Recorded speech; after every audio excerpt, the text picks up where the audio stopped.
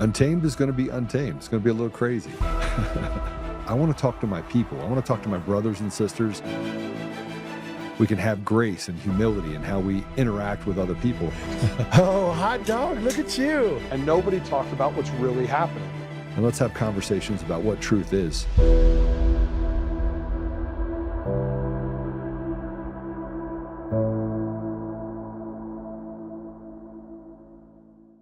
After Metro denied this man, Joshua Sanchez Lopez, a spot in the department's Alternatives to Incarceration program. Metro says Sanchez Lopez has a criminal history, including 35 arrests and visits to prison. After his most recent arrest earlier this year involving a stolen vehicle, Sanchez Lopez was back in Las Vegas Justice Court, where a judge set bail at $25,000, adding if Sanchez Lopez posted bond, he could get out of jail and essentially await trial on house arrest. But in the days afterward, Metro sent the court this letter saying Sanchez Lopez poses an unreasonable risk to public safety and will not be released. That risk, according to Metro, includes a past incident of evading officers. They point to these Snapchats of him with a gun, where he said he got, quote, chased again.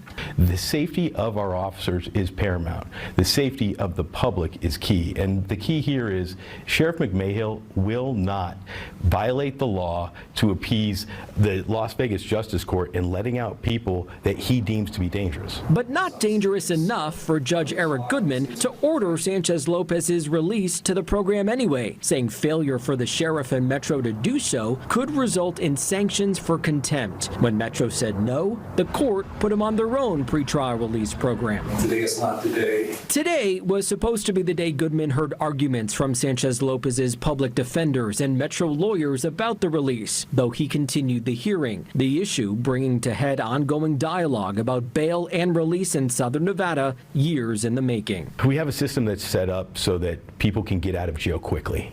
And sometimes there just needs to be a little bit more thought given to it because lives are on the line.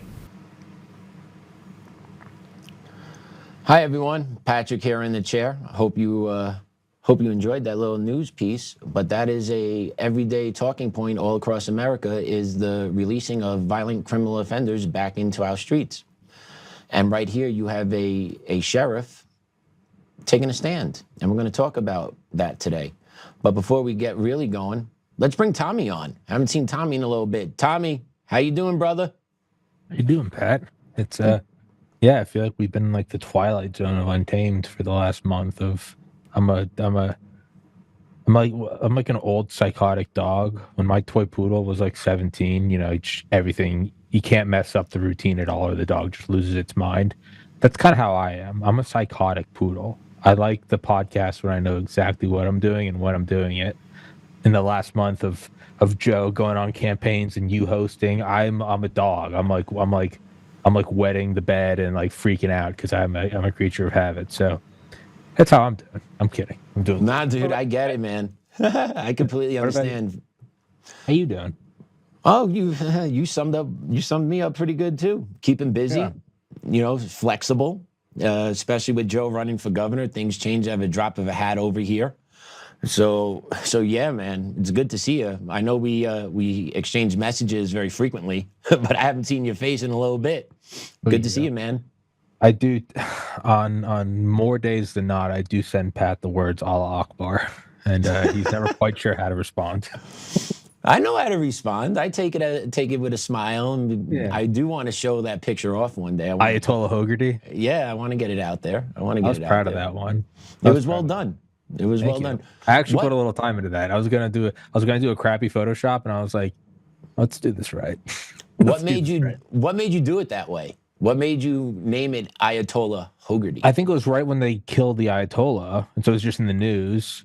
If it had been 2 months ago, it would have been something about Maduro.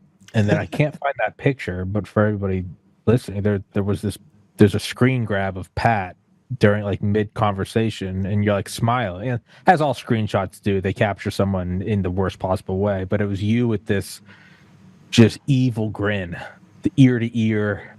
And I wanted to take that, and I wanted to make you the Ayatollah. But I couldn't find that. But I'd already got it in my head that I wanted to make you the Ayatollah. So I just grabbed a picture of you and made Ayatollah Hogarty. I know That's what the behind the picture scenes, by the way, for everybody. I know what picture you're talking about. Someone has it. I know it exists. I thought I had it, but I didn't. Someone has it. I remember this, seeing like- it. I looked crazy. It was one of my You first. looked like the Cheshire Cat. I had the wide eyes, like I'm a lib losing my mind on one of those TikTok videos. That was the least crazy part, though. It was the smile. It was like Joker smile.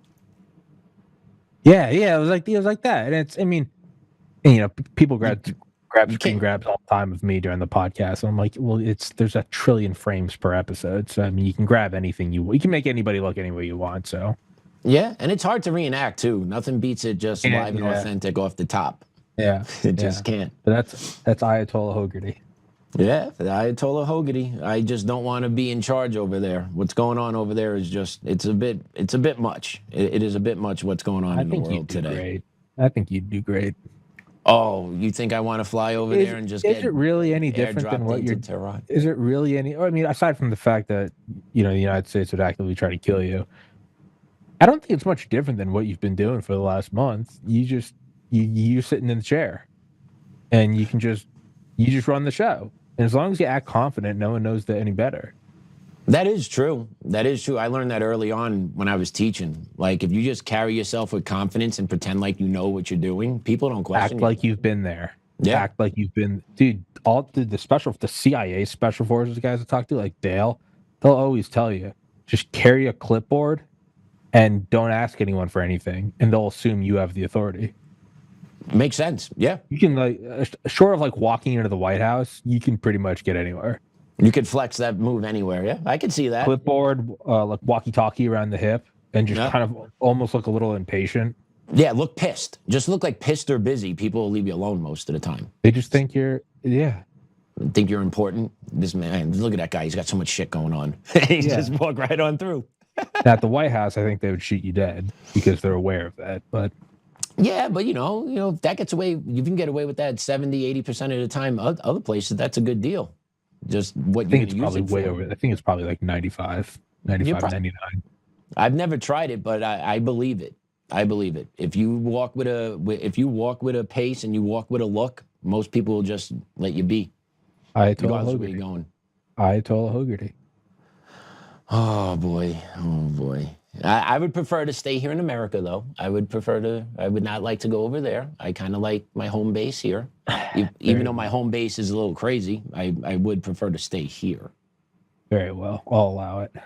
I appreciate that. So, we're in a battle every day, Tommy. That video right there, you have a sheriff telling a judge, this guy is too dangerous to let out on the street. And the judge is like, too bad, you need to let him out. Like, where are we going in society? How does all these play out? Because it's going on all over the place. In my mind, we're hitting, like, this is going to be a very clunky analogy. We're hitting like the emergency lock on an elevator, you know? And I don't know anything about elevators. But where eventually, like, if it falls, I think elevators can only fall like 1 or 2 floors before. Well, they have all these emergency brakes, and then I think, and the idea is, and I know this because they're just putting an elevator in this building, you want to slow it down, obviously, and you don't want to do it abruptly. But I think if it falls more than like 2 floors, and it all happens very quickly, they stop trying the brakes, and then they just straight up, like, I don't know, like bolts come out. And you hit the bolt, and if you're inside the elevator, you're probably going to be injured. But it's better than falling, 30 floors. So, or like a car, you get the brake, and then you have the automatic braking system where, stops so it keeps skidding. But there is like a fallback plan where eventually if it doesn't stop and you do crash into something, there are crumple zones, there's an airbag, your seatbelt locks up. You don't want to go to that immediately. Every time you hit the brakes at a stoplight, you don't want an airbag, right? Because an airbag can still like break your nose and knock your teeth out. But it's there in case. And of course, I was just talking about this yesterday with 2 colonels and a general, General Blaine, Colonel Watkins, and Colonel Murray. That's kind of what we're sliding towards in their estimation. And we're at a point where it's like the slide's no longer stopping. It's just what's going to happen. And it's either that it's going to implode and burn down and the nation collapses, or we're going to hit that emergency lock. where the current administration goes, all right, this, military combat ineffective, government's compromised, all the systems have rotted through, and you're going to see some sweeping, executive orders and seizing of power, and they'll call Trump a tyrant, and I don't care. That will happen, or that's the airbag, or the airbag doesn't go off. Trump doesn't have the balls to do it, hands over power to the Democrats, and then we just hit the wall without an airbag. But the point is for the last decade at least, closer to like the last 50 years, we've been sliding and hitting the brakes and stuff. In the last, I don't know, I'd say from the time they tried to shoot Trump onwards, we're past the point of can we still rely on the brakes?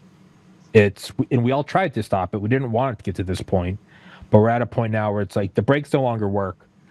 Man, I hope the airbag works. So, and that's from these storied, these guys, these three yesterday, combined, they have 90 years experience in the military, 30 years apiece minimum. That's what they were saying. So this isn't my stupid, maybe this is what's happening. That's what and two of them are military logisticians, all about supply chain, chain of command, backups, backups to the backups, primary, auxiliary, contingency and emergency. That's kind of what they're saying. They feel confident that the airbag is going to go off and that we're going to see kind of sweeping consolidation of power by the Trump administration. I hope they're right. But that's kind of, so to boil it all back down, what are we seeing with this? This is what we're seeing is the quote, no one raindrop thinks it's responsible for the flood. What we're seeing now, the sheriff going, you cannot let this guy out, and the judge going, too bad. That is simply one raindrop that has been falling for 50 years. And although it's bullshit, that right there explains in a microcosm why we are where we are, is just the things like that. When you let the little things go, then it all starts to add up, right? There's a lot of logic to, make your bed, put the dishes away, fold the blankets. Because if you don't, over time it spirals and spirals and spirals and spirals to the things you've allowed to slip by get to a point where they're no longer little things like put on clean socks, and instead it's like, you haven't paid rent, or you haven't whatever, they repoed your car. And I think so the sheriff thing, that's a tiny little microcosmic example of what I believe to be the much bigger macro scale picture, that's why we are where we are. That's why you have people saying like, invoke the Insurrection Act, executive order for same-day voting, blah, blah, blah, because it's just been this happening daily for half a century. Yeah, and it goes back to the judiciary's rotted. We're compromised as a nation. We have an infiltration of actual ideologies on the bench, right? Like legitimately, judges believe that left-wing judges now believe it is better to let reoffending victims out onto the street than it is to protect the taxpaying American public. So when you have judges that are consistently making these decisions and re-releasing violent criminal offenders that have a high recidivism, they reoffend a lot. They have a high recidivism. There you go. It gets me to recidivism. And it's proven. It's proven. When you've been locked up 3 times, it doesn't stop, right? It goes to a 4th, it goes to a 5th, it goes to it's a never-ending process. And I feel ever since COVID in 2020, when they released the prisoners because of they wanted to keep people safe, right? They didn't want people getting COVID in prison. Remember, they just started letting the prisoners out in all these different states because the populations were too much in the prisons, and then they couldn't quarantine them, they couldn't spread them. So it started letting the floodgates out then in 2020. And then you had these different blue states start passing all these new laws that would give second chances to violent repeat criminal offenders, all at the expense of the American taxpayer. And you have judges that agree with all this and believe they're upholding law, or at least supporting what the purpose of the law is, which is to re-release violent criminal offenders at a second chance in society, when no one seems to care how it impacts the everyday American on the street and the store owner or the victim of the next crime. So, and the judges never really have to answer for any of this, because if they're in a blue state and they're appointed by the governor, the state legislature will never impeach them. So you have these, it's the revolving door of the criminal justice system. All in the while, someone like Tina Peters gets locked up for 9.5 years, non-violent criminal offender. So how do we balance our judicial, or do we literally say it's time to blow it up? Well, it's the time to blow it up, because it's, again, we're past the sliding point. Right. It's now, for a long time, I think most people, myself included, were like, let's not blow it. Let's see if it can still be patched up. But that's what it is, right? And if it's very easy when something's like cut and clear, I don't know, like balancing a budget, or I don't know, inventory at, let's say, an Apple store, you know, iPhones don't go missing, right? Where you're doing budgeting for some corporation, money doesn't go missing. They're like, hey, count, even when I worked at a liquor store, it's, you know, count the register. It's, you know, pennies don't go missing.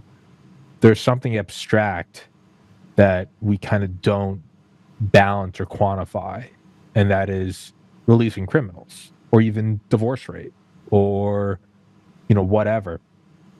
We kind of don't balance that. Or, you know, drug abuse.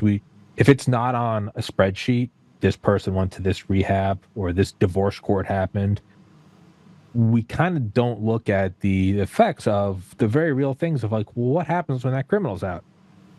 What happens when even if they don't offend? What if they're just a crazy person walking around screaming?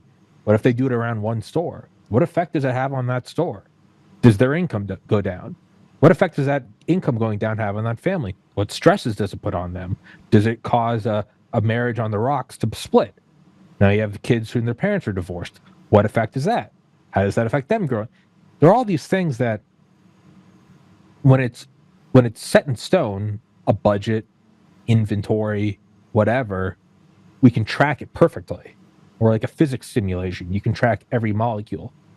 When it's something more abstract, the effects of this on human consciousness, we kind of throw our arms up and go, oh, the criminal's released.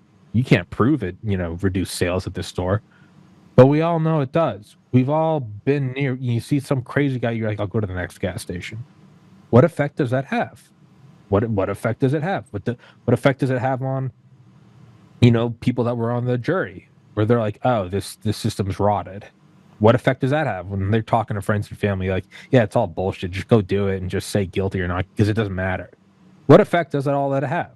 That has very real effects, but because it's not necessarily measured in ounces or pennies or newtons of force, we kind of go, but we're seeing it. But what is the net effect? The fact that you have, you know, retired colonels and generals saying actively Trump needs to use the military on domestic soil. Like, very quickly, it goes from A to Z. So yeah. I think, to answer your question, I think you have to let it implode. Yeah, I agree. There seems to be no off-ramp, and especially out here in Colorado, our judiciary follows this playbook. The re-releasing of violent criminal offenders onto the street, not cooperating with ICE for criminal illegal aliens to be deported, right? So you have these elements that are constantly on the streets, and they get into more crime, more criminal activities. And you see an exodus from Colorado. We have a big strip down the middle of Denver called 16th Street Mall. You could take a free bus ride up and down it, stores, restaurants.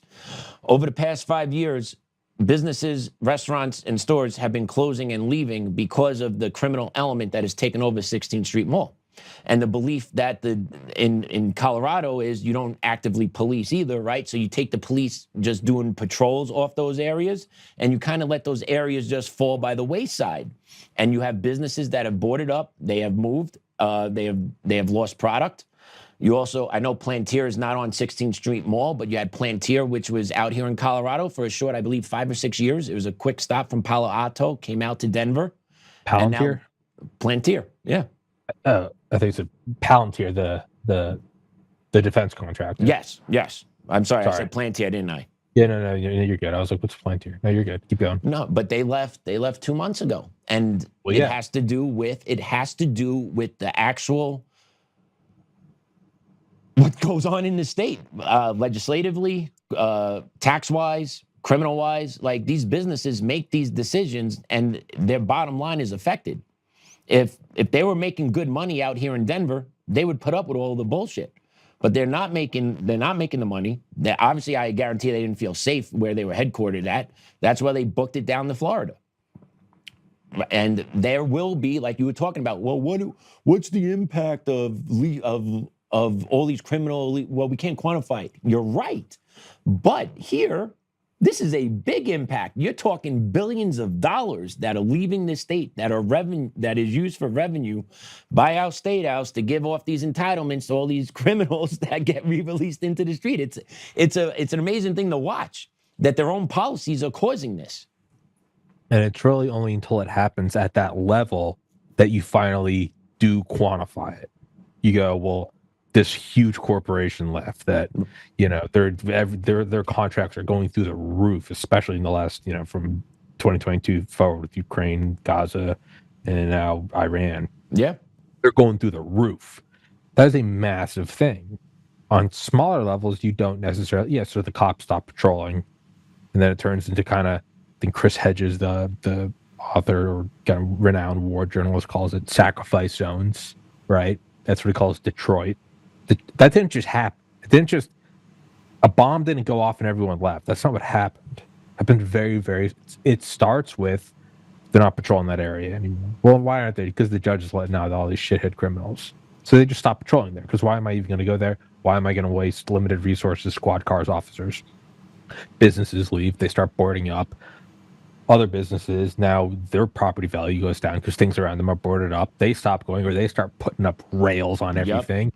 It very quickly starts to become seedy and shitty, and people leave. And then it's like anything, that adds up, and there's no point where like it's contained. It's not like it's not like modern ships where there are bulkhead compartments. That's what the Titanic was supposed to have. Didn't work. Where the flooding can remain like an aircraft stays carriers. In one area. Stays in one. I think the Titanic had like 20. I think the Titanic had like 20 compartments. Modern aircraft carrier has something like 10,000. Like it's so it locks in. You seal it in. That doesn't happen.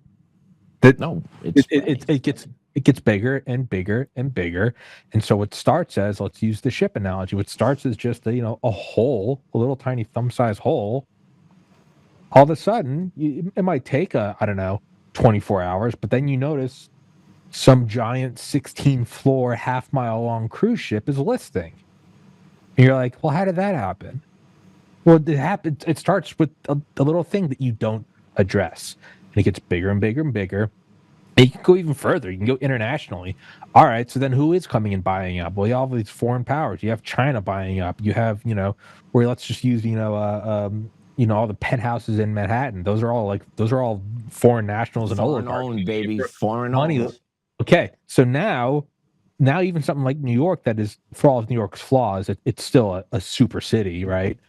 Well, now you have people that they want to stay. It's not even a criminal. They want to stay, but they're priced out because all these other countries are using it as money laundering to get out of their own country. Like there's an Indian oil magnate, Anit Agrawal. I think he poisoned a river in Zambia. Like poisoned a river. They wanted to kill him. So he took all his money and bought like 5 penthouses in the Time Warner Center on Central Park.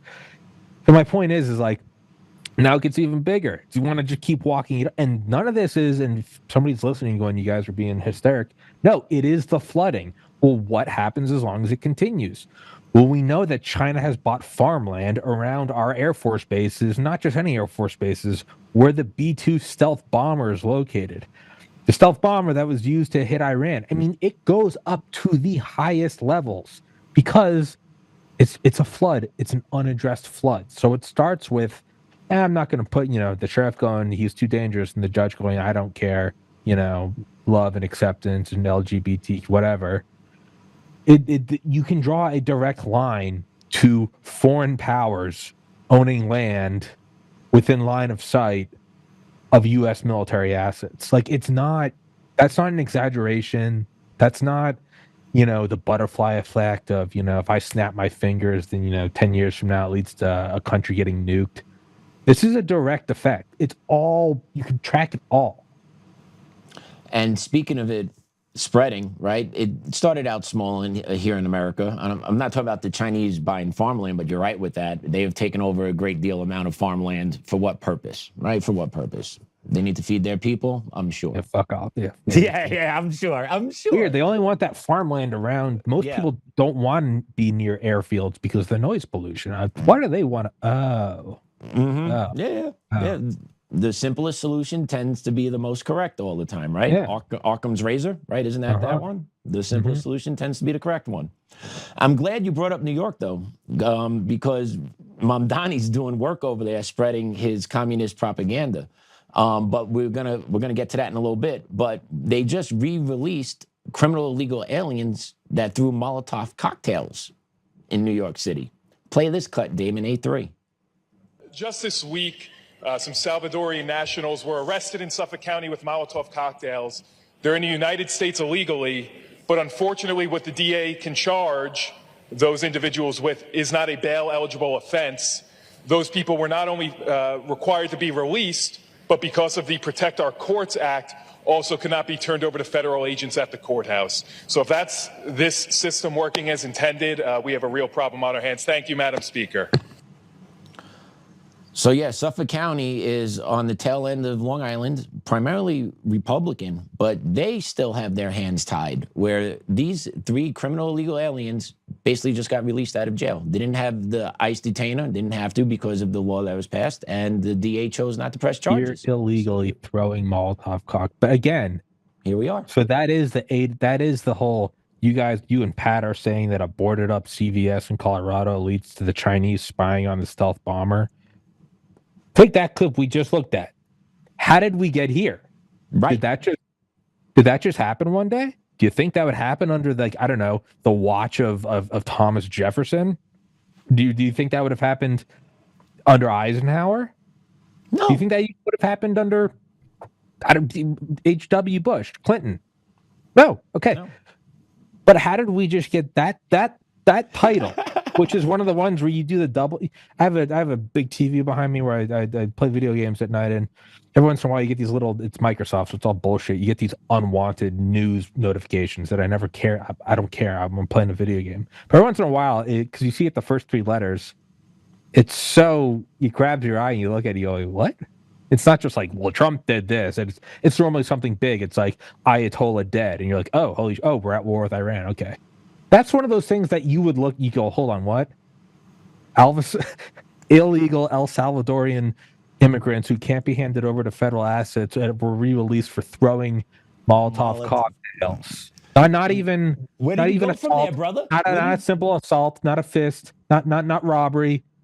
Throwing, not even a gun. At least a gun, you could shoot someone and you take something. You can kind of understand. You go, okay, it's evil and illegal, but Molotov cocktail. What? Yeah. How do you get to that sentence to where, and to go one step further, the fact that you showed that to me 20 years ago, I think I would go, yeah, I need a source for that. The fact that no part of me, for all I know, that could be fake. That could be AI, what you just showed me. But it's so common that I don't even bat an eye at it because I go, yeah, it's probably true. All true, not AI. How do you get to there? Where does it start? You have to trace it back and go, because it didn't just happen. If this was the 1950s, those 3 kids would have been strung up, hung, and lit on fire themselves. Correct. But now it's just a blip in the news. So it's normal. It's become normalized. So how do we get to there? Right. Well, it's an unaddressed problem. And how do you peel that back, right? How do you not make that normal anymore? That's my concern. That's where I'm coming from. I'm concerned about the future of this country, and I'm concerned where what world my kids are going to be living in. And when you have shit like this that's just allowed to occur, you got to look around and question, be like, where are we going?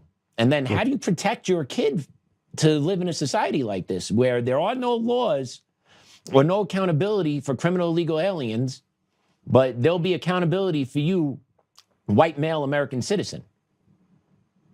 It just blows my mind, dude. And it frustrates me to the umpteenth degree. And yet there's a decent amount of people in this country that agree with that type of philosophy. And my wife and me were talking last night. She finally hit her breaking point, which I was so happy to hear. She has had it with liberals not being able to make the connection to what's happening in our society and what they support. She's like, I don't understand it. How do they not understand what they want and what they're getting, and they don't see it's what they actually are fighting for, and they don't think it's an issue? Like, my wife has had it. Like, she got lost.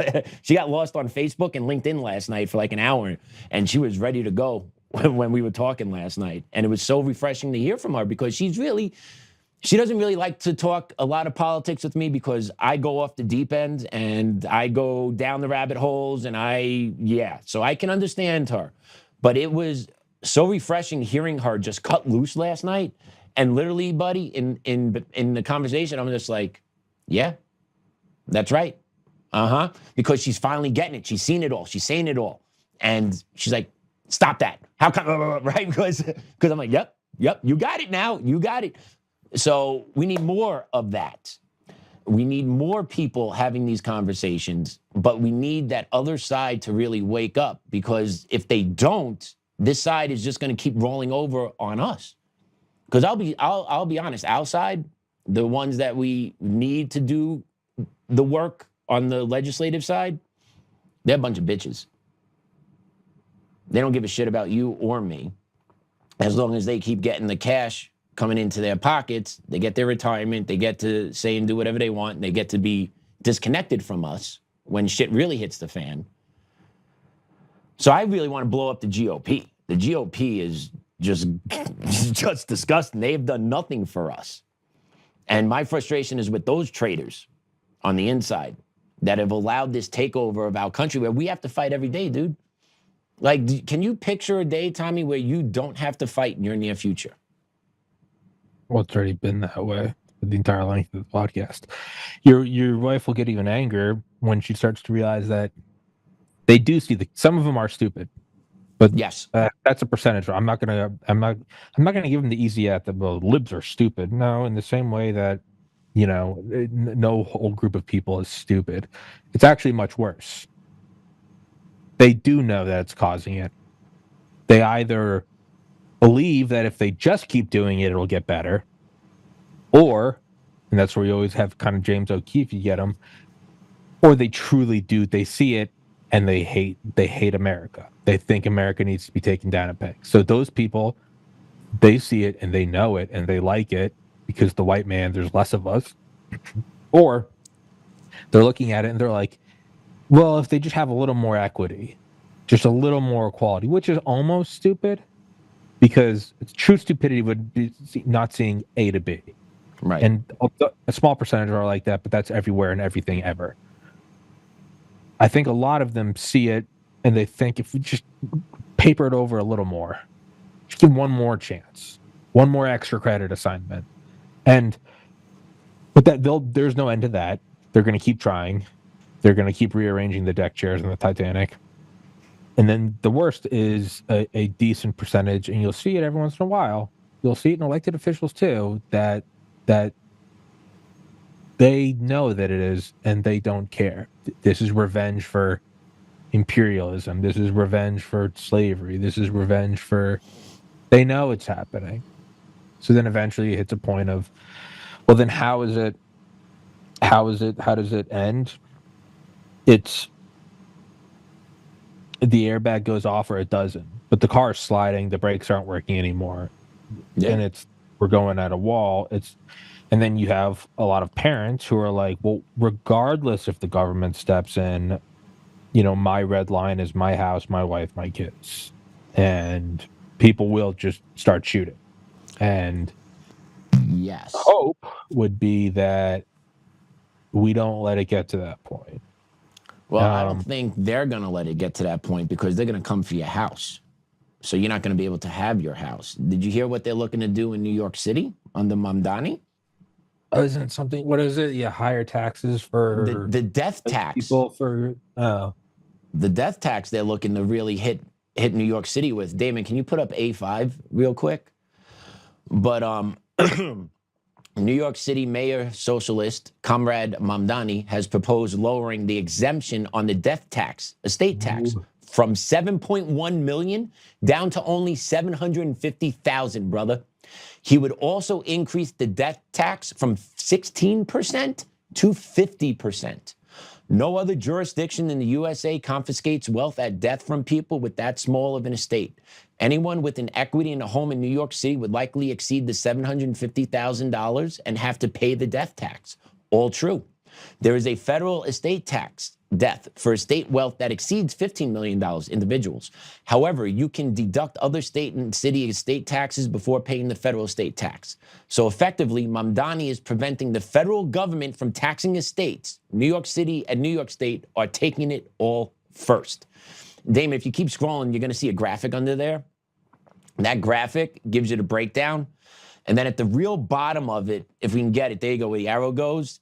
I believe they're looking to generate around $4 billion in revenue from this. So basically what Mamdani's looking to do is he's looking to hit the middle-class retards that voted him in New York City, and he's looking to take their actual one chance of getting wealth from their families, and he's hijacking it from them. And these morons in New York City have no idea. So I know people in New York, family friends, well, friends. We don't really talk a whole lot anymore because of COVID and fucking politics and all this other bullshit. But his family has a house in Queens, okay, on the service road of the Grand Central Parkway. It's going to be over $1 million. His family bought it, I believe, in the late 70s, early 80s. They worked their whole life to pay it off.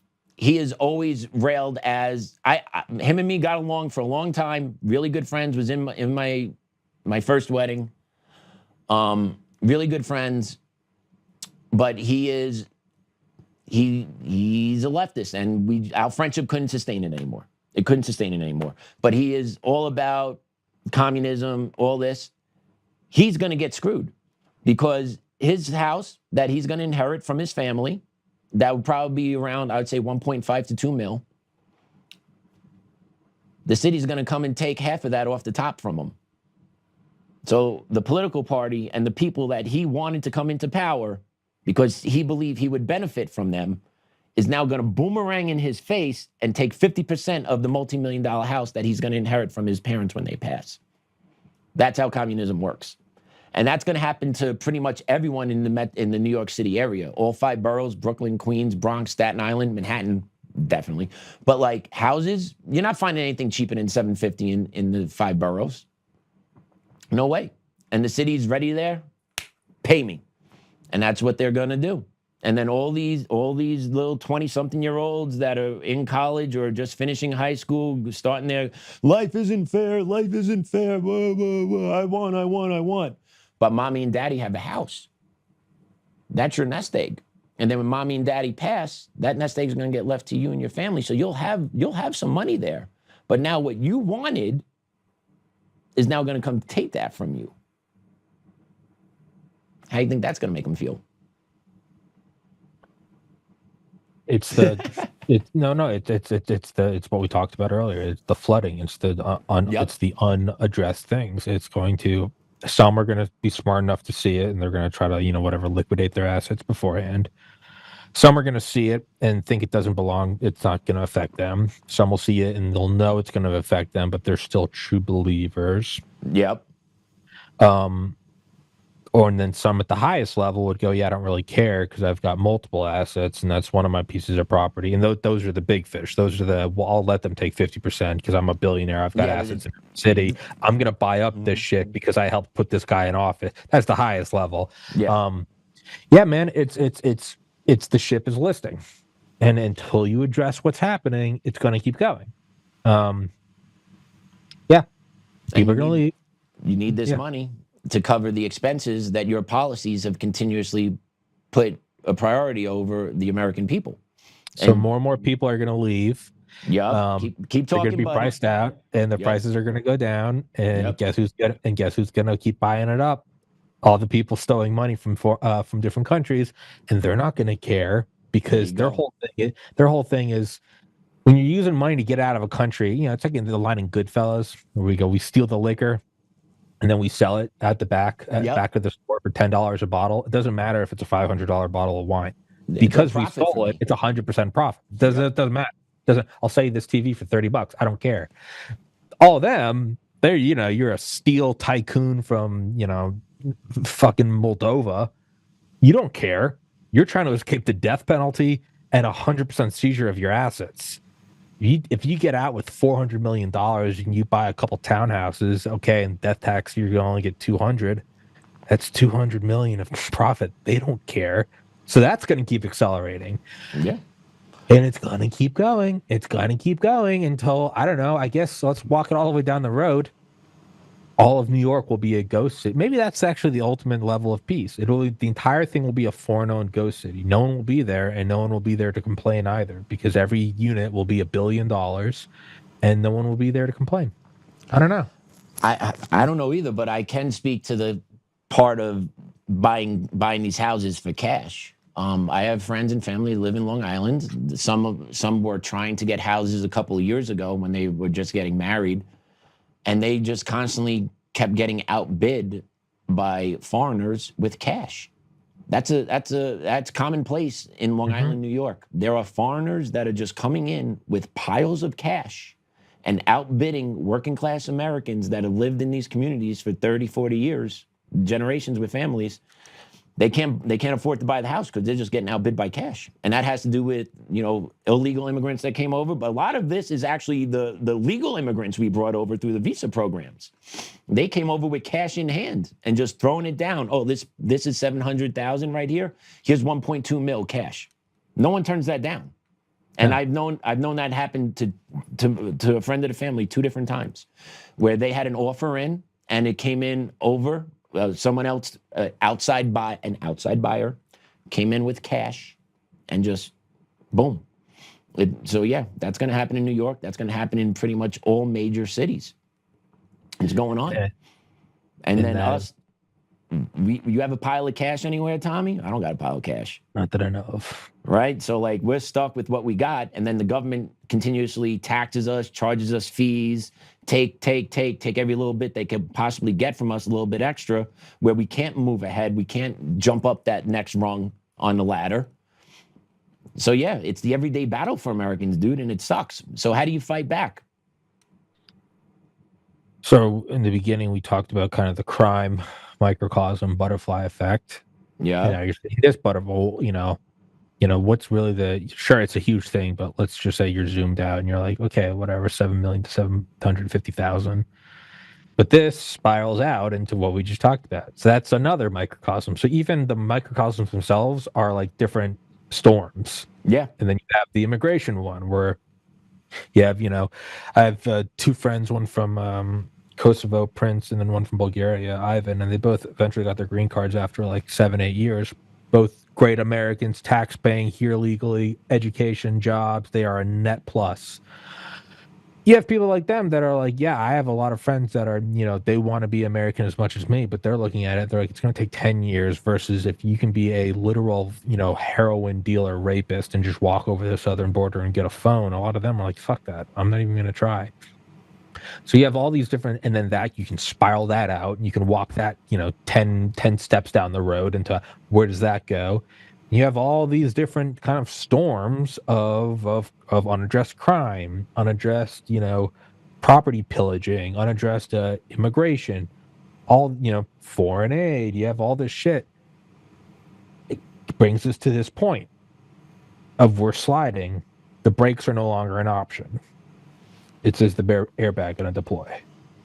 And I think that's where we are. I think all of this kind of leads back up. These are all little streams trickling into the ocean. And so you and I are addressing like, well, what about this? What about that? There are all these rivers coming down valleys and hills and mountains, and we're looking at the ocean. And it's like, well, this is where it all comes. And we're past the point of like, let's divert this stream or let's try to dam this up. That was a possibility for 50 years. There's no longer a possibility. And so now it's categorically different. With those, you'd be like, let's divert this stream, or let's build a little dam, or let's dig a a pressure release. Once you get to the point of ocean, none of those things apply.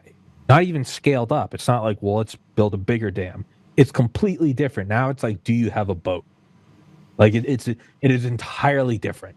It is, and so how do you deal with these things? How do you deal with, unchecked immigration? How do you deal with unchecked crime? How do you deal with just foreign nationals buying up land and, Mamdani just raping people's wealth? All those things, there are these little things along the roads that you could be like, well, you need to address that crime, or you need to maybe put protections on foreign investment. Now you're at the point where the answer is now completely unrecognizable. How do we deal with the stream? You build a boat. It's like, what? The response now is like, use the military to seize the federal government, like block off borders and, and start doing military tribunals. And it's like, huh? But we're at that point. We're at that point where you didn't get the little cut on your toe checked out. And so now it's 3 weeks later and you're kind of going, how did I get to the point where the surgeons are amputating my leg? And it's like, well, it was a long road of negligence. And so all my answer, kind of everything you're saying is we're at the point where it's like you can no longer plug up the hole in the bottom of the cruise ship. It has gotten so bad and has broken so many walls and compartments that it's categorically different. You now need to abandon ship. You now need to be rescued by the Coast Guard or a helicopter. That's where we are. We're so far down the road that things that you could have used early on, the cut leg, put Neosporin on it, wipe it with ethanol, take penicillin. We're now at the point where it's like none of that matters. The affection's in the bone. Cutting your leg off. Yep, the affection's in the bone. Take the leg off. Otherwise, so the point is, unless you die. Yeah. So the point is you get to a point where all of the little things along the road, it's not even that you can use them and just scale it up. Well, a bigger Band-Aid. It's like no, we're so far past that.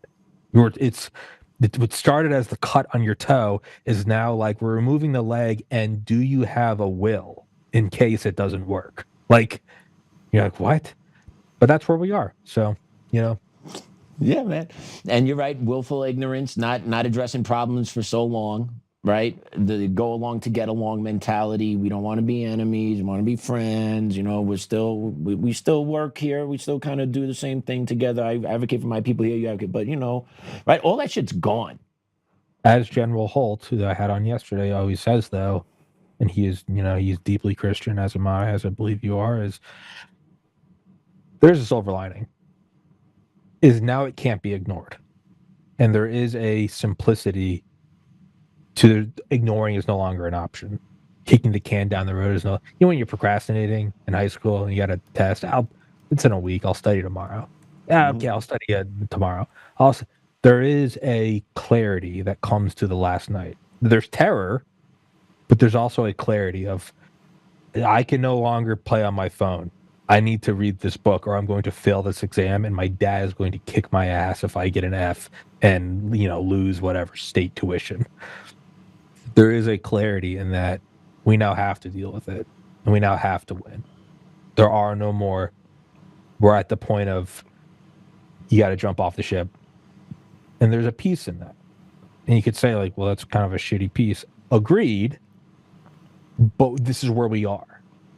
We can't wish to not be here. We're here.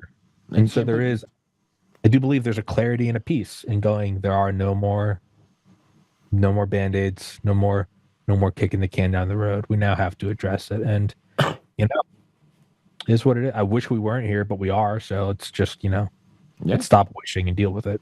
And you can't put your head in the sand. You can't bury and pretend like none of this is happening. It's politics. And you could do that. You could have done that in the 70s and be like, I still got my job. In the 80s, it's just a bank bailout. 90s, it's just, whatever. It's just corruption. 2000s, it's, war on terror, civil liberties. It's 2010 bank bailouts. It's all right. It's just riots. It's just a bioweapon. You're at a point where it's like, hey, man, it's here. You're in your cabin going, it's a big ship. And someone's going, I think is the floor damp? the ship's been flooding for several days now. Like, I don't know. Like I was on the phone with a friend of mine last weekend. Actually, two of them. So there was three of us on a call from, I don't know, it was about a 2.5 hour phone call. It was late. It was a late Saturday night call. But one of them I haven't spoken to in a little bit. No, life's crazy, this, that, and the other thing. But we were talking, and he's talking about it. He works for TSA. He has about 6 years left for retirement, has a good nest egg for retirement. And then he started asking me about my life, where am I at with my lawsuit, retirement, this, that, and the other thing. And I'm like, how do I phrase this? I basically asked, I don't want to use his name either, but I basically asked him, like, you're cool with you just being done in 6 years, retirement, and you're just done? And he goes, yeah. And I'm talking to him. He has 3 kids. And his main concern is, give me my paycheck, give me my pension, and my kids are basically going to be on their own when I'm dead. So his mentality is he doesn't care what's happening right now as long as he keeps getting his paycheck and his pension. And I was going through the roof. I wasn't yelling him on the phone, but I was internally going through the roof because I'm like, you mother, like, do you understand what you're saying? They do. Do you know how selfish that sounds? Do you not give a shit what your kids could possibly be left with after you're gone? You don't give a shit that they'll have targets on their back because they're white Italians? And there's only 3 options, and they're all bad.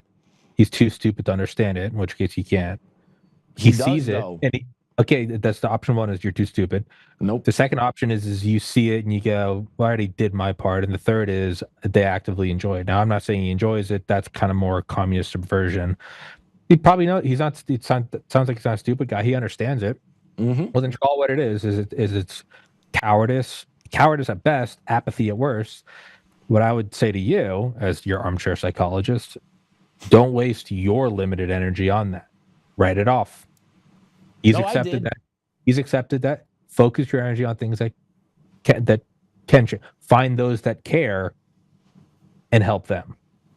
So I'm good at that, but I will fire my shots first. I will go no holds barred, full-fledged, full conversation with you.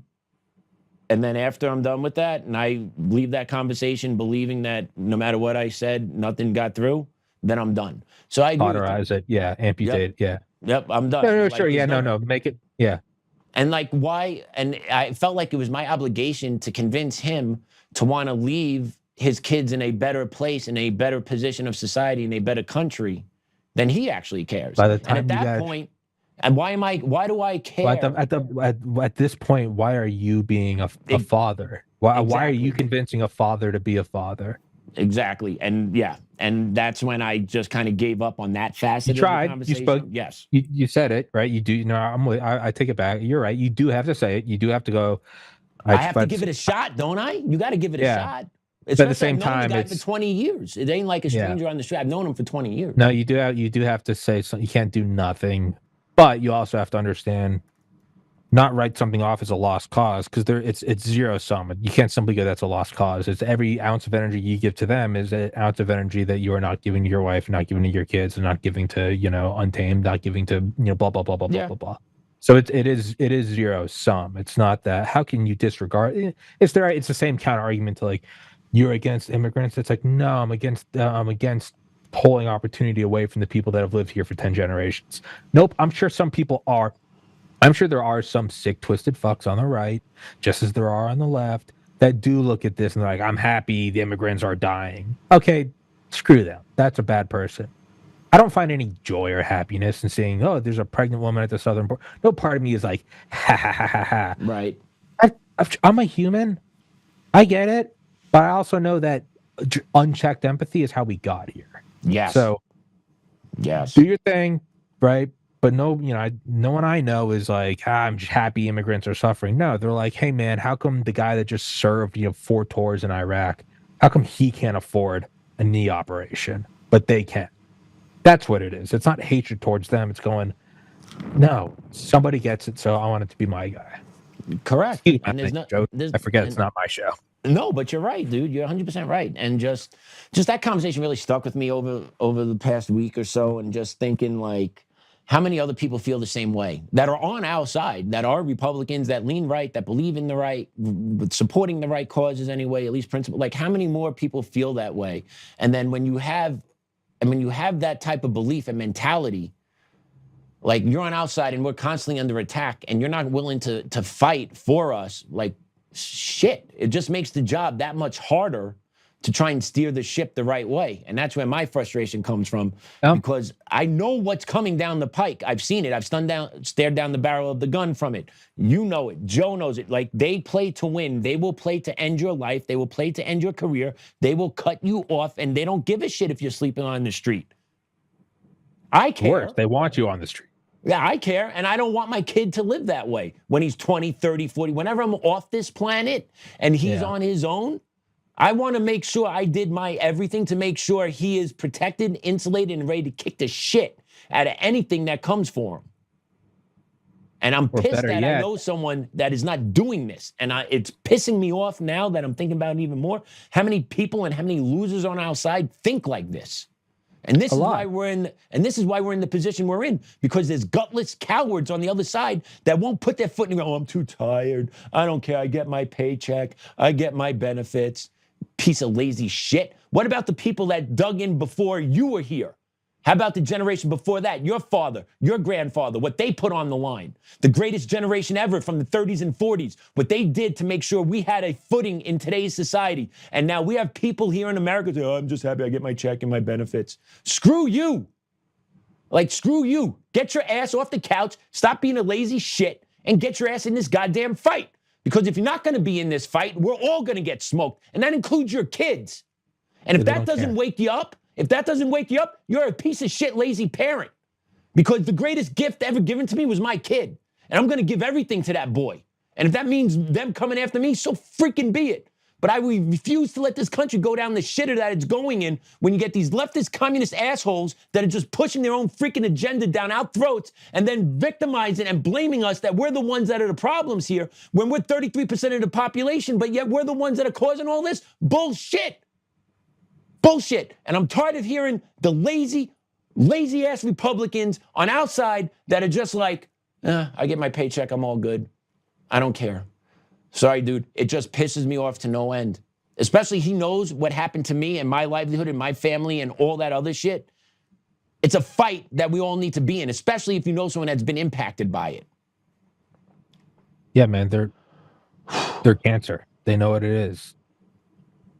It's your anger is warranted, but I would say not well placed. I would say, hey, take it from me. Right? I've done the podcast 6+ years. For a long, long time, I was like, people just don't know what's wrong with this vaccine. And if I can get these doctors who have, a lot of them are, Dr. Aditi Bhargava from UCSF. She was on the Biden campaign. So I even went out to be like, well, maybe people are just going to turn away Republican doctors. So I went and purposely got liberal doctors, hoping that like, hey guys, this is kind of this is a bipartisan thing. And, she came on, she was talking about blood clots and all that stuff. What eventually dawned on me, and it took several hundred of these interviews for me to realize what you're realizing with your friend. Oh, there are some people that I helped, and they reached out to me and told me, hey, I didn't know, blah, blah, blah. Cool. A lot of them knew it, and they just don't care. And then I went through what you're going through. I went through like 6 months, maybe a year of episodes where I was just so angry. I'm like, there are babies having heart attacks, and and I'm having on the doctors, and it's straight up like they're bringing x-ray scans. Like this isn't anecdotal. I'm having on like cardiothoracic surgeons. I'm having on neurosurgeons. I'm having on pathologists from Harvard, Stanford, Dartmouth. All this literally left and right, like Republican guys and left-leaning people that were on the Biden campaign, that and not just random doctors, like they have the highest levels of credentials. Many of them held patents on mRNA vaccines. And I, like you're saying, we do have to say something. You can't say nothing, right? So I did my thing. I said my something. But after, God knows how many of these episodes, I finally realized that I did help some people, a decent amount of people, and I'm very proud of that. a lot of people know they're not stupid. They know exactly what I'm showing them, and they just don't. They go, it's the vaccine. What am I going to do against the government? And I'm like, and I would always say this. I'm like, I'm not asking you to pick up a rifle. I'm asking you to just share this. YouTube kicked me off. I'm on Rumble. Hey, you can share this. You could still like some websites auto block Rumble links, but I'm like, you could still post a Rumble link on Facebook. I'm like, just do that. And they're like, yeah, but then I'm going to look like an anti-vaxxer. I'm like, here's an episode showing babies having a heart attacks. Like, I'm asking you, I'm trying to meet you halfway. I'm not telling you that you got to support Trump. I'm not telling you that, you can't be LGBTQ. I'm not saying any of that. I'm not trying to fight you on climate change. I'm saying there are babies having heart attacks. And I feel like this is maybe something that we can all link hands on and go, babies, heart attacks, no good. Right. No. A lot of it just came down to cowardice. And I'm like, but you, and I'm not going to name, but dude, I know 3 people from my graduating class of high school. I graduated high school in 2009. I'm 36 this summer. 3 people in December alone, all healthy, all athletic, dead from heart attacks, and their parents buried them. Those are real things. Those are not just a story on the side. That's a real thing. And it's been less than a year, and they're coming up on the first summer without their child. This winter will be the first Christmas without their child. And it's like, so my point is I did that, right? It's not some like abstract thing where I'm screaming about save the whales and it's like, yeah, dude, shut up, like whatever. It's like as black and white as it gets. Babies, heart attacks, no good. And I would even tell people, like, you can hate Trump. I don't care. Can we all agree on this? And a lot of them saw it, and they didn't. Because of cowardice. Not because they're stupid, but because of cowardice. And even now, I sporadically get something from a friend like, hey, don't say anything because, I don't want to be like, but, I remember so-and-so and so-and-so. And it turns out it was a huge blood clot. And, you were right, man. And I'm always like, hey, I'm happy, whatever helps somebody. But my point is so as you go down all these just layers of this and then that and then that and then that and then that, and you're like, why isn't this happening? It's the anger. You do eventually hit a point, and this is what I'm saying to you, and I'm not saying it in criticism, I'm saying it in hopefully the form of it advising, if I could be so cocky. You have a limited amount of patience and energy, and what you do need to do is help those that want to be helped. So when I would lose my shit, although I was having, like when you were just young, I was doing that 3 times a show, 3 shows a day, and it was draining me from other things. Where then I would get an email about, hey, Tom, you should interview this doctor, and they're talking about this. And I would be so tired, and so I'd be like, no, I don't. And so now it was actually negatively affecting my ability to help the fight. I was like, I'm not doing that show today. I don't want to do this. And what I realized is I had to narrow my sights. I had to stop trying to put out every fire at every time. And I went, there are a lot of people and they're cowards, and it angers me to no end. But by letting that into my mind, I am no longer aiding in the fight that I should be aiding. And once I stopped doing that, and once I stopped trying to convince those that didn't want to be convinced, it did, you have a limited amount of battery. And it's like, okay, I have more battery to now do. Oh, it's 5 p.m. I'm tired. I just did 3 shows, but Dr. McCullough just texted me and said, you should interview this doctor right now. Okay, sure. Yeah, I can do it. And every once in a while, it still swells up in you. And even I did these interviews in 2020 and 2021. It's been 5 years. Even this past winter when that stuff happened, I exploded. I want, people are like, it's so sad. It's so tragic. And I want to be like, you motherfucker, this is, what do you think this is? You know what this is. But I was like, it doesn't matter. They don't want to be. And you have to reel it back in. You have to focus on the things that you can focus on. So I'm not saying that. I'm not trying to like judge your anger. I'm telling you as somebody that you can go back and look at the episodes. You can find the video. You don't trust me. You can go find the videos of me, my Irish face getting red. They motherfucker like you, and I'm with you. You have to understand that they don't want to be helped. That's between them and God. That's between them and their soul. That's a pathetic, cowardly life. That alone is punishment. Screw them. And they can't be. It's not World War I where you say not one step back, and if you do retreat, we're going to shoot you. That is a great option. And if that was an option, I'd say be angry. Right. But that's not an option. So instead of getting angry at the people retreating, fuck them. You can be angry at them when the war's over, and you can write about it until you're an old man. But right now, the bullets are still flying, and you do have guys to your left and right that are still in the fight. And if you focus on the people quitting, you're not helping your guys to your left and your right.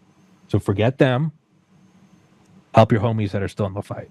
And not that you asked for any of that advice, but speaking of homies that are still in the fight, did you look at today's rundown? Because you've been on point where we were going today. No, I doubt it. I know you don't look at anything, man. Did I address something? Dude, you played us right into Mamdani in New York. You're playing us right into how we combat this shit. Right? Or I do look at it all. I do look at it all, and I never let you know. Yeah, no, I didn't. Maybe, but you're doing a great job. You're gonna have me guessing, because we have a father in Maine that is suing his kid's high school and high school district because there's no Pledge of Allegiance at the school. Tommy, play this cut, Damon B1. Right. Now not every student has to participate, of course, but under the law and the Falmouth District's own policy, the schools must provide an opportunity to recite the Pledge of Allegiance. But according to the lawsuit, this family claims that Falmouth High School no longer provides that opportunity. I pledge allegiance to the flag of the United States of America. The Pledge of Allegiance is often recited at the start of the school day, civic meeting, or veteran assembly. Falmouth Elementary School recites the pledge on school days. So does Falmouth Middle School. But according to a lawsuit filed by Christopher Hickey on behalf of his 10th grade son, the high school no longer provides an opportunity to recite the pledge. The family declined to speak with us, but his son's sworn affidavit says the school has never provided an opportunity for me or my classmates to recite the Pledge of Allegiance during the school day. Mr. Hickey's suit alleges his son and other students are being deprived of engaging in this patriotic exercise, affecting their civic education. Local Army veterans we spoke with agree. Our students don't get enough citizenship instruction, and that's the least they can do, I think. It represents so much to not only veterans, but the entire community in our country, and so I don't see any bad in it, only good. I think you should always do the Pledge of Allegiance in the high school. It's what makes America, America. It's part of being pride in our country. So, Tommy, aren't you in Maine? I am. Do you know that high school? No. I recognize Falmouth. I recognize the name. Okay. So yeah, buddy. This is a common thing throughout all schools, mainly the secondary schools in America. Like the schools I've worked at, one school did not do the Pledge of Allegiance, and the other one did do the Pledge of Allegiance, but it was kind of, if you want to do it, do it. If you don't want to do it, go about your day. So you had chaos, people walking in the halls, and there was no point of trying to make everyone stop and just take that 45 seconds to reflect that you are in the greatest country in the world. But it's a war that goes on within the school system. It's purposely being done because if you start making people recite the Pledge of Allegiance, that's actually harmful, Tommy. Did you know that? Did you know saying the Pledge of Allegiance is harmful? Again, I look at this back to the whole, we're at the base of the mountain looking at all the rivers from all the mountains hitting the ocean. I kind of take this as just, we're pointing to another river. And it's important to look at. I'm not saying it's not. But this is like how the entire conversation you and I have had today. I look at this as we're looking at different rivers. The first rivers we're talking about, not, the sheriff saying that this guy is too violent. The next rivers being, the estate or the death tax and foreign investment. The next is, people putting their heads in the sand and now we're looking at, Pledge of Allegiance and not respecting and not even, although I'm with you, it is the greatest nation, is just in general loving your nation. Doesn't matter where you are. Like just loving your nation. Patriotism. You would expect that from someone from Canada to love their country. Because if it doesn't, then that is another symptom. And I'm not saying that you have to buy into blind national. I'm not saying any of that. What I'm saying is when you don't, this is just another river. So you and I are standing at the base of these mountains and you got a laser pointer and you're pointing at that river and that river and that river. And my answer to all of them is the same. They're all rivers. And once you see them as these are all symptoms of the same thing.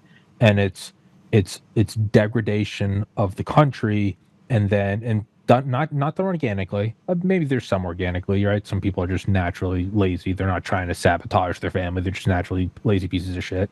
Yeah. And then there's active degradation, right? We know Marxist subversion. It's what you do. It's part of warfare. But then you have the people here that are not fighting back. So these are all different things of like, there's a river and that one was formed by rain, and there's a river and that one's actually man-made. There's a water, they have a pipe, it's piping it in. And we can look at all these different rivers. We can say whether it's organic or not, whether it's man-made or not. But eventually comes down to, what are we going to do about it? And we had all these points where we could have stopped it, and we now can't. So we're now at this point of now, how are we going to deal with the big body of water that we're in? And so I look at all of this as just another leaf on the same tree. It's degradation of the country. It's degradation of the things you love. It's degradation of priority of people who are here first. I mean, I saw a great quote. What was it? Not segregation. It was I think prejudice, bias. That is the very basis of our world. It's you're not granted the right to reproduce. That's Darwinian selection. Like you that is the very basis of our world. To me, these are all symptoms, organic or man-made, of the degradation of this plot of land that we call our home, and then the unwillingness to fight by a section of the people here who are not actively aiding in its degradation. So, Pledge of Allegiance, or the price of a penthouse in Manhattan, or the street you mentioned in Colorado with the boarded up, it's all the same thing. It's all, if you don't address it, it gets worse. And that's why I'm so big on, like, I do the podcast from my apartment. I never meet any of you, but I still take a shower. I still put on deodorant. I still put on clean clothes. Well, it doesn't matter. It's a camera. Well, you can't tell if I smell like shit, but I still put on cologne. But for your benefit, your hygiene, gotta keep the butt clean. Even this, you see a tiny little square, but I make sure every day before I do the show, everything is clean in the apartment. Put my shoes away. Make sure the dishes are away. I treat it as if the entire thing is the product. And if you don't do that to the country at large, that is how these little things, these seemingly little things of, he's here illegally, but whatever. That's how it leads to 3 El Salvadorian illegal immigrants who have evaded federal capture and now throwing Molotovs at people. And you're like, hold on, what the fuck? Is that an Onion article? No, it's just another part of the news. So that's what it is to me, is we have failed, consciously failed too. Stupidity and ignorance is not an argument. You have consciously failed to upkeep our apartment that is America. And actually we'll say home because apartment implies that we're renting. No, it's ours. But we have failed to do it. Which then comes all the way down to, where are we now? And you and I have both shown our anger. We can bitch about the people we can bitch about the roommates that aren't helping us. You can say, but don't you understand that your parents, they gave us this apartment, and their dad's dad gave us this apartment, and blah, blah, blah. And eventually you go, hey, screw them. They're pieces of shit. They're not going to help us. All right. We're going to clean what we can clean. We can look at the dishes and say, this is disgusting. We can both agree that it's disgusting. But at a certain point we go, all right, man, whatever. Turn on a podcast and let's get it. I'll start cleaning. You start scrub. Oh, I'm gagging. Whatever, man. We just got to clean this shit. All right. And I'll mop. I hate mopping. Me too. But we just got to do it. And at a certain point, you just accept that this is where it is. And we have to deal with it right now. And once we deal with it, then we can go back and reprimand everyone that didn't help us. We can teach our kids that this is what happens when you don't deal with it. But right now, we have to deal with it. And so that's kind of where I look at it is, it sucks. But all these rivers are flowing, and I've got this raft. And I'm so angry that this guy right next to me doesn't want to help me build the raft. And I can burn all of my energy screaming at him, or I can turn to Pat and go, Pat, you understand the importance of the raft? You got it. I get the raft. And I go, good, help me tie the raft together. And that's kind of where we are right now is I get everything. We got to focus on what is right in front of us. We got to deal with this. So, sorry for my rambling. All good. All good. All fair points. All fair points. And you're right. We have to rectify this shit. But you need individuals also, like this father launching a lawsuit in Maine to sue the district to make sure this happens. Absolutely. No, Like that guy's awesome. That guy's that's awesome. what needs to be done. Yes, and even on the that's the importance is we can sure hope that Trump uses the military to seize power and stop all this shit, God willing. But ultimately, we have to start doing it in our own little microcosm. I mean, you might go, so we're talking about foreign nationals buying trillions of dollars of real estate around B-2 stealth bombers, and you're saying the way to fight it is to fight against the lack of the Pledge of Allegiance? Yes, I am. Because to me, that is the putting the dishes away, putting on clean socks. That's where it starts. Every battle spiraled needs to get out. fought. Every battle needs to get fought. It's spiraled out from just a little leak in the basement to now the ship's flooding. Fighting it also starts on that smallest of levels. Well, here's a cup and let's start dumping the water out. That's how you're going to fight it? Yes, because this is how it started. So, yeah, no, I think that guy's awesome. He is fighting the fight. Check out this Pennsylvania school bus driver then. Let's go with B2, Damon. He's fighting a good fight now, too.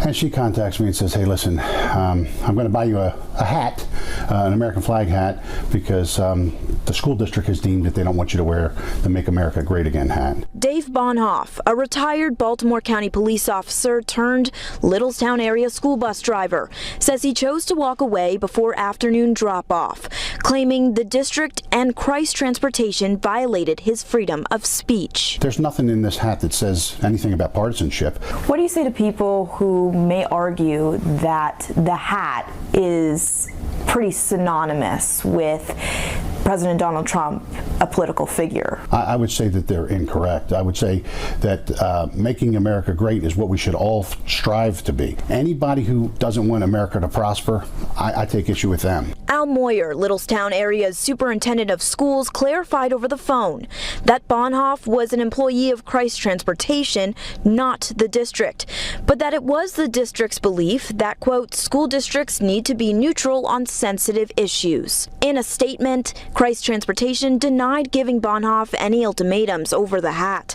but says it does have a dress code policy, which says, quote, any item of apparel with text or graphics deemed inappropriate by management, including political sentiments, are prohibited. I want to be able to express myself. I don't want somebody to tell me, well, my feelings are hurt. You got to take that hat off. So yeah, buddy, can't wear a MAGA hat, but you could have anti-ICE protests, talk how awful this country is, right? It's just the indoctrination of the school system, and then they purge any pro-American force that's in their way. It is just straight, just get out of my way. I hope this guy files a civil rights lawsuit. I really do. But I don't know if he is or not. That was just the clip I saw this morning. But I'm not surprised. Any teachers that wear Republican-leaning, ICE-supporting, you're considered harmful and hurtful to students because you have immigrant students that go to school there, so they don't feel safe around you. And I know this because that's exactly what student district leadership has told teachers, at least in Cherry Creek School District, they have said this. That's why they don't like having pro-America, Trump stuff. No, because it's harmful to other students. Even though other students can wear all this other type of stuff and be harmful towards young conservative students. Like how many kids have ICE agents as parents that had to sit through schools that were organizing anti-ICE march outs and demonizing their parents doing their jobs? But that's okay. Those feelings can get hurt. Those kids can get trampled on. It's a one-way street here in America, and our side's got to start playing the game hard. Well, and yeah, I was going to say, this is where I'm on much more shaky ground in terms of like my confidence in making, just purely from like a legal standpoint. I have no idea, like maybe the law might really be you can't wear something that is a direct slogan from a political campaign. I have no idea. But you're right, even if that was the law, it's completely nullified by the fact that you're having these school orchestrated anti-ICE protests. You could then argue then that is a direct, right? Because if he was wearing a hat that said, I don't know, like Trump 2024, you could maybe make an argument that is a direct, campaigning, you're a public employee, and technically you could, all right. But the fact that you now have these anti-ICE things that are openly for that, that's not explicitly Kamala 2024, but it's pretty clearly an oppositional to the current administration. Again, I don't know anything about law. I would say that nullifies this guy's inability to wear something that even remotely is pro the other way. I don't know. That's what I would imagine a lawyer would say. I don't know that, and so I can't give it like a full-throated argument. Now, I can tell you that ultimately, fuck it all. I don't care. Like you just said, they are playing to win, and we do too. So screw them. I don't even care. I don't even care if the law says that you can't wear it. I think you should wear it anyway, because we're at a point where it's like this is how we've gotten here. But I don't know that well enough to make a confident argument. And if I try to make a confident argument in something that I don't understand, that would directly take away from any credibility I have from arguments that I do understand. So I could give you a confident argument here. So I'll just make a full admission. I don't understand. I'm much more willing to argue about, trying to buy in farmland and, oil tycoons buying penthouses in Lower Manhattan, because I have a better grasp on that. I don't have a good grasp on this. So, yeah. Fair. If you love America and you preach or wear anything that shows that this country is great, you are considered someone that can be harmful to a black, brown immigrant student. Long and short of it. Yeah. Well, no, I would say I was talking about America. I never said what America. I was saying make America great before the white man came. So actually, I am arguing for the indigenous. So how dare you? I'm arguing for the Wampums and the Cherokees and the Abenakis. You fucking... But yeah, but I'm telling you, but this is what they do, man. They purge the school system of pro-patriot people because they don't want that around kids.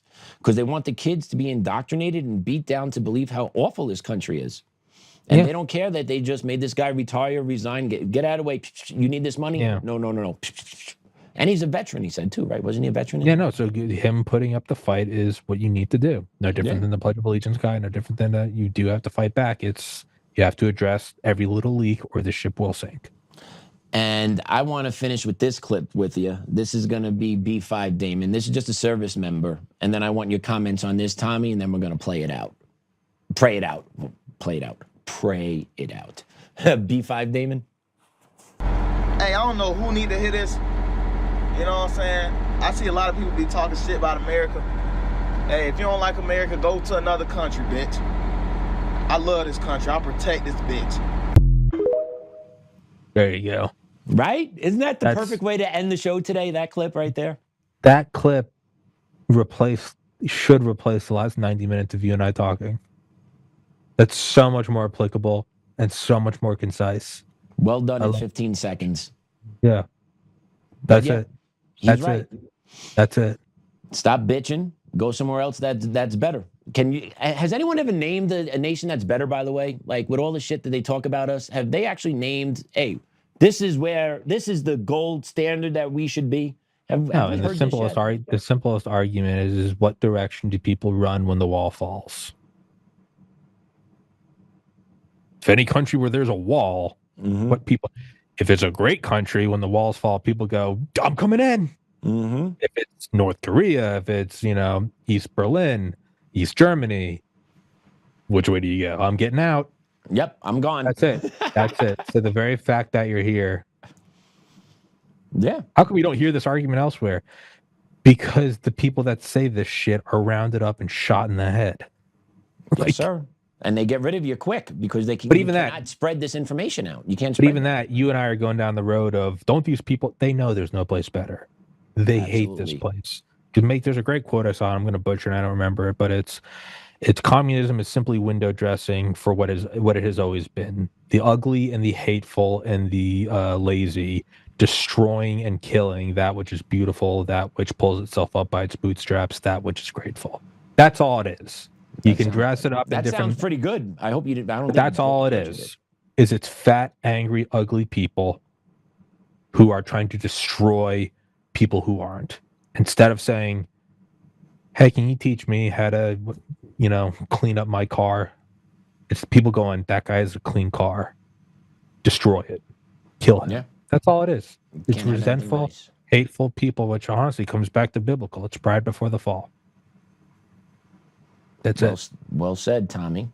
And with that, would you mind praying us out today as a special guest? Let's absolutely do it. In the name of the Father, the Son, and the Holy Spirit. Amen. Lord, thank you for having Pat and I together. And thank you for us having this discussion. And I hope that the gentleman with the hat, the gentleman with the Pledge of Allegiance, I hope people understand that it really does start with you and that that's not just a cliche, eye-rolling thing. It really does start with you. And although there are a lot of people that willingly and willfully are not fighting, there are also people who maybe don't have the courage, and by leading by example, some people are going to get that last little budge of courage. So be it, sharing a link or speaking up and saying, hey, I think this is wrong, that's not nothing. Some people do need that little boost. So Lord, if you could please give people the courage to do what they know is right and to move forward boldly with that, because ultimately that's what this does come down to, is you get to this point by not addressing little problems. We're going to get out of this point by addressing little problems. And hopefully, Lord, it is done peacefully and we can just one day look back at this as a weird time in America. And if anyone can make that happen, it is you. In the name of the Father, and of the Son, and the Holy Spirit. Amen. Nicely done, Tommy. Thank you very much for that.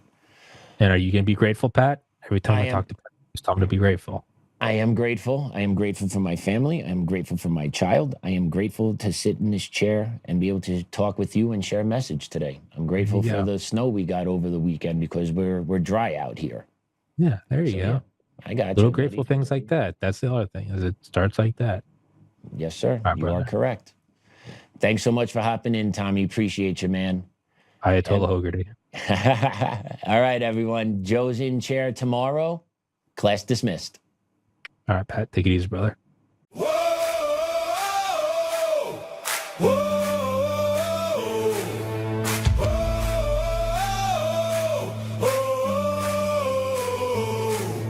Rising from the fight for the forgotten and the free, exposing rigged machines, Kuma's lies, Dominion's deceit, pays a grand each day, shielding truth from corrupt halls, but he won't back down, standing tall through it all.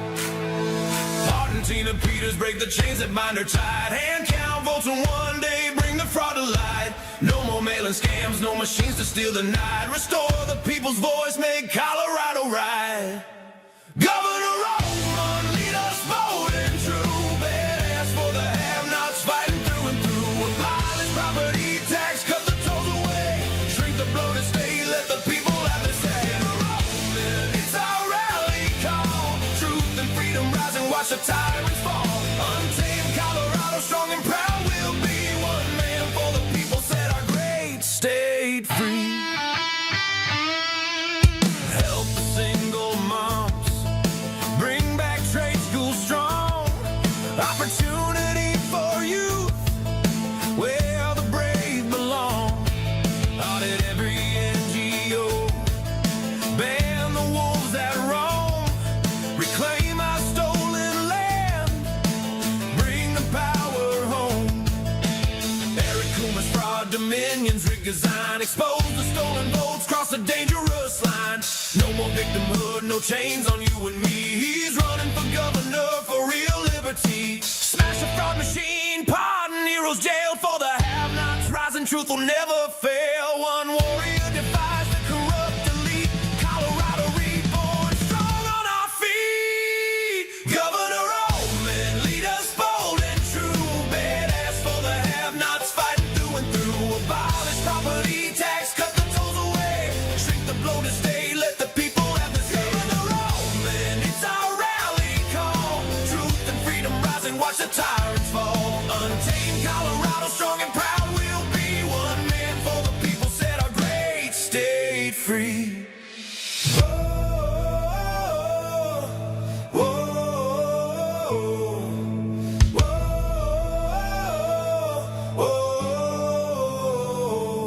Governor, lead us bold and true. Governor, freedom forever, Colorado.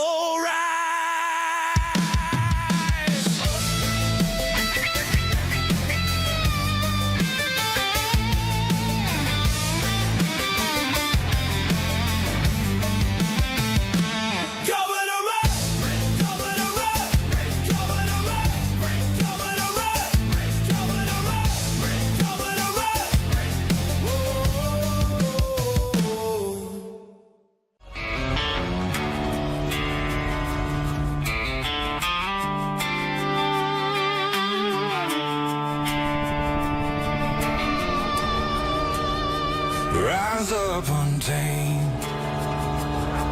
In the heart of the fire where the wild ones roam, Joe Oltmann's calling, bringing truth back home. From conservative daily to this untamed fire, we shatter the silence, lifting spirits higher. No chains can hold us, no lies can prevail. Authentic and fearless on this rugged trail. Patriots gather under stars and stripes. Untamed nation, igniting the night. Untamed nation, let the truth roll out in this land of the free. Standing proud from sea to shining sea, we won't back down. Catch the fire, wear the crown. Untamed nation, it's our battle song, motivating hearts where the brave belong. Yeah, untamed and wild, forever strong. Play it again all night long.